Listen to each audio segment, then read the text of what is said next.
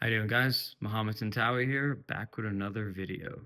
Glad you came in. Thank you for the support on the last video. I really appreciate it. I haven't even posted about that video yet, and you guys gave me more views and likes than I imagined, so I appreciate it. And to the new subscribers, welcome to Mohammed's world. Not really. That's so bad. Okay, this video will not be edited.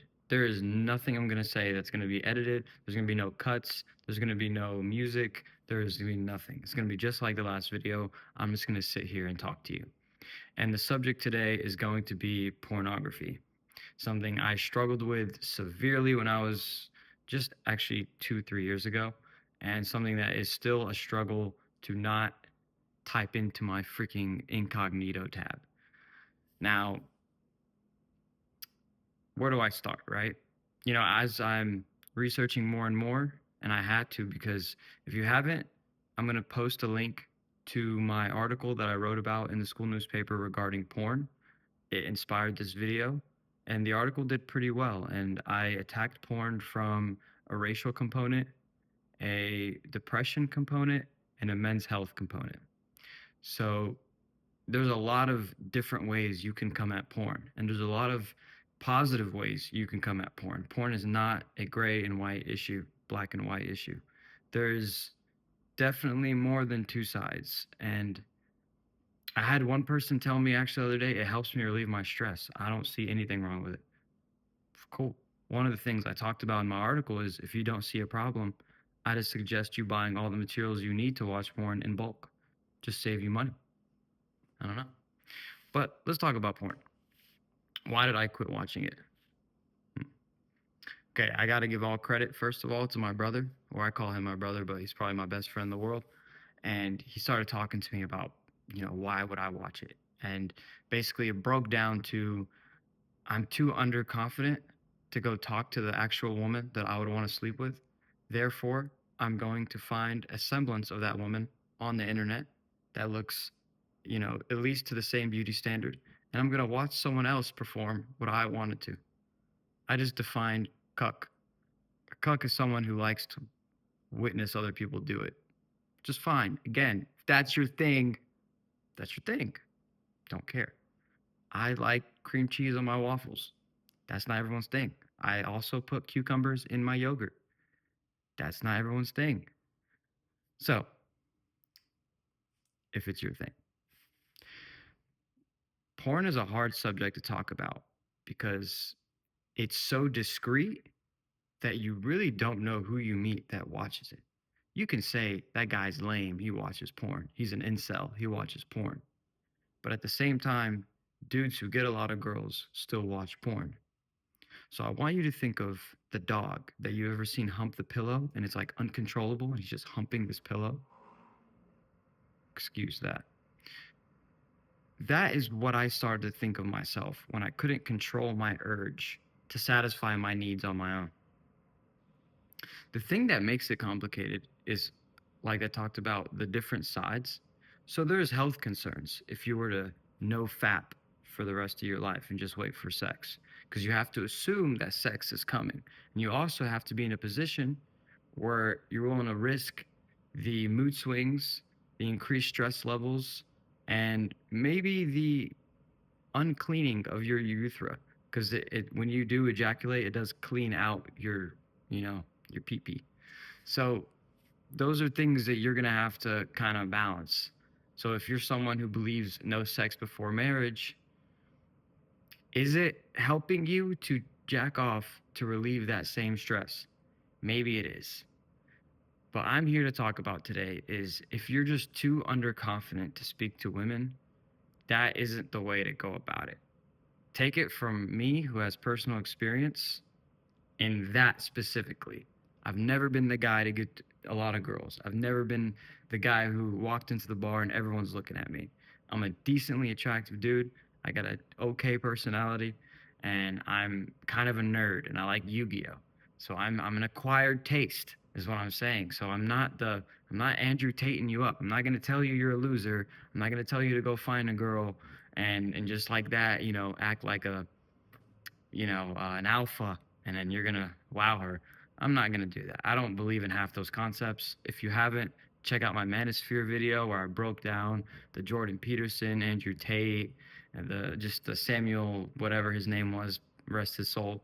But these people are not nothing new. The essence of self-help, men's self-help when it comes to romantic endeavors has been something that started since the internet. And there's personalities across the web that are going to try to tell you that if you buy their course or you act like them, then the girls are going to come. So, where do we go from here? Sometimes it's good to think of it as not that there's a lot of fish in the sea, but this fish has a goldfish memory. Your hiccup can't be that bad. Your, unfunny statement was forgettable anyways. The chances you have to make a good impression are more than you think. Also, the places in which you want to meet your women, don't take it personal when the place itself is a battleground of romantic appeal. If you walk into the bar and you're not the hot tamale, come on, man. There's probably like 150 other dudes in there. Like, I know we all want to be the top, but you have to understand there's a hierarchy in wherever you go. So if you walk into a college bar, it's probably going to be the frat guys who have the hot girls because that's the top of the hierarchy. If you go to like a work function, the people that have the status in that office who have, there's a fly. What's going on here? The people who have the status, who make the most, who are the best positioned out of all the people there, they'll probably have a semblance of the higher crowd around them. So, in a way, think of it as it's not you, it's your situation. If you don't dress nice, maybe dress nice. That doesn't mean following some trend you see on Instagram or how all the other guys around you dress. Find things that you actually like to wear and then wear them. When I say wear them confidently. Don't care. Because when they say you attract who you are, it is true. If you have the nicest clothes but you wear them unconfidently, no point in those clothes. You don't need labels, plain shirt. I wore this today, plain shirt and some sweatpants. And I didn't change my life, but I wore it because I feel confident in it and I like it. I like the look of it. It was a Monday look for me. So I don't want you to think that every time a rejection happens, that it's a personal attack against you, that you need to change something. It's kind of part of the process. And it, in a way, it benefits you because it knocks down another wall of insecurity. Because with each rejection, you're going to get more comfortable with them. Like in sales, if you try to sell me a car and I don't like it, not only do I not like it, I don't like you. And I cuss you out and I give you the hardest time with subliminal, um, let's call it passive aggressive comments. But you still have to treat me like the customer. Now, I'm going to leave. And now you're going to have to face the next customer with no memory of what just happened between me and you. And that's how you got to approach the dating scene. But before you can even reach the dating scene, you have to be able to stand in the mirror and be okay with you. Man, that fly is going to piss me off. God, if I could edit this, it'd be so cool. But I'm not going to edit this. Now, there is another side of this where, like I mentioned in the beginning, not all guys who watch porn don't get women. And that's where the dog analogy comes back into play. Don't think that once you have a girl, that now you're going to be able to control these sexual desires. These are these are multiple issues that kind of find themselves around the same conversation. So work on controlling what you have to do to feel like you're growing. So if you're not ready to cut out porn, maybe limit yourself one time a week. If you're ready to cut off porn, but you don't know how to stop whacking it, then maybe whack it without porn. And then you're going to see how hard it is to do it. But then you'll get used to it. Again, everything I'm saying is from personal experience. I've gotten to a point in my life where when I need to you know, get to business, I do some push-ups, or I'll like start pacing around the room.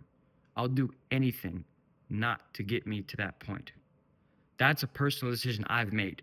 And I'm not saying it's one you should make, but I am saying that if you're using porn or jacking off because you're too underconfident in yourself or to talk to women,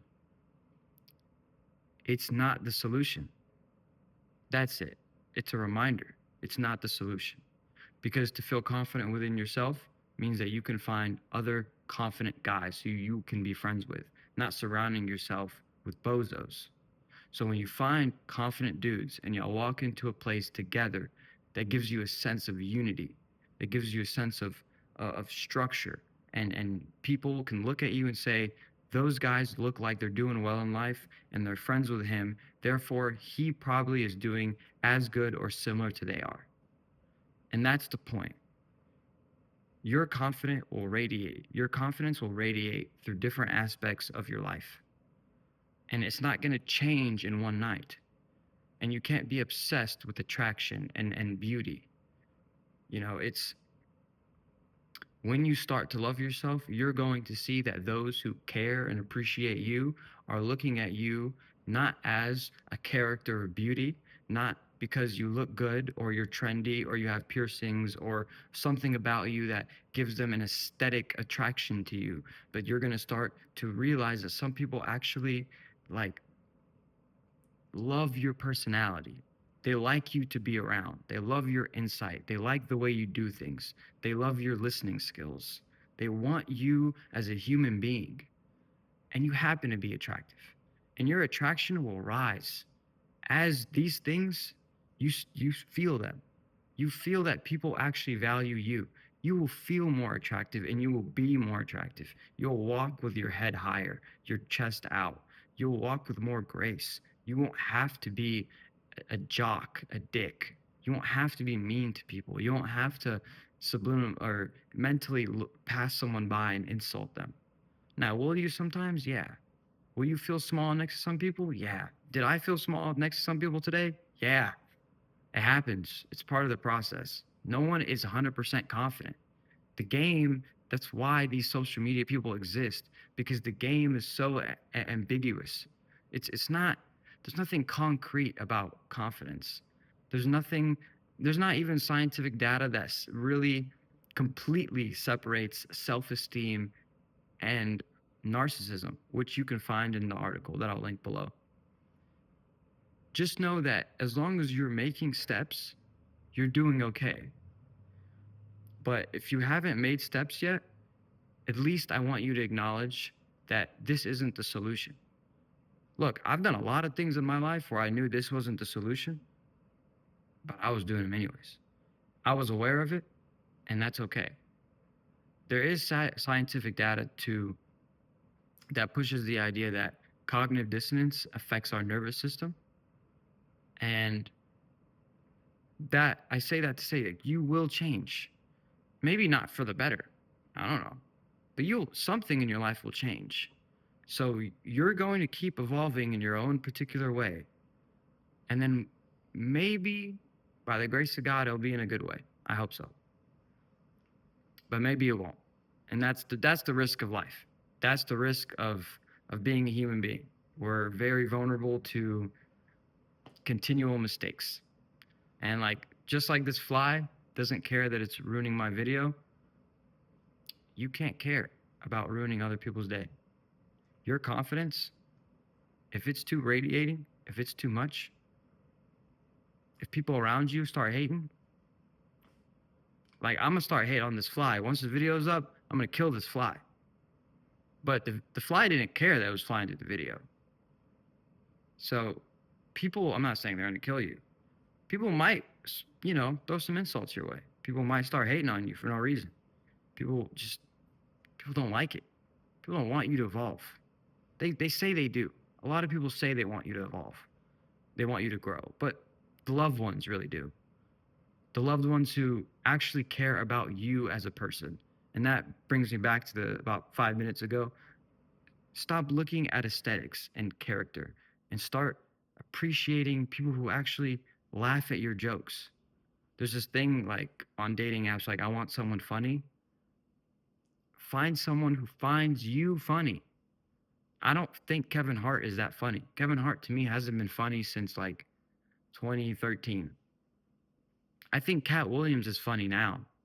Cat Williams to me when I was growing up was not funny. I viewed him as like an old head.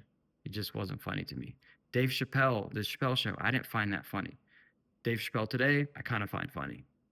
So don't don't get stuck in trying to fit a mold and grow into your own mold. You have a mold, and I believe in you.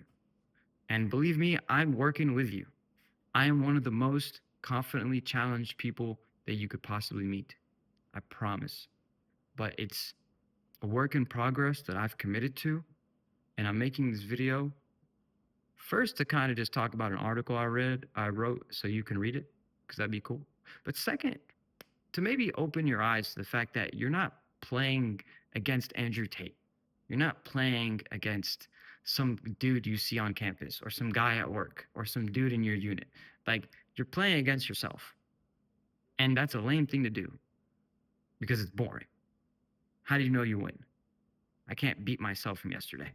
I can think I did, but there's nothing concrete that says it. But just have the hope and the faith that you're getting there. Learn to believe in a religious sense, learn to believe in the unseen. Learn to believe in something that's not there because one day it might appear in front of you. And you have to be confident enough and capable to know what to do with it. So I'll leave you with that. I hope that helped. I hope that was something valuable. And I hope I didn't go and take too much of your time. But like always, hit that subscribe button and like the video and share it with a friend. I'd prefer you share it with a friend over subscribe and like. Most of my viewers aren't subscribed. I think 90% of the entire channel's viewers are not subscribed. At least that's what the analytics said. So that's crazy. But at least people are watching. I enjoy that. So thank you. Like always, Mohammed Tantawi.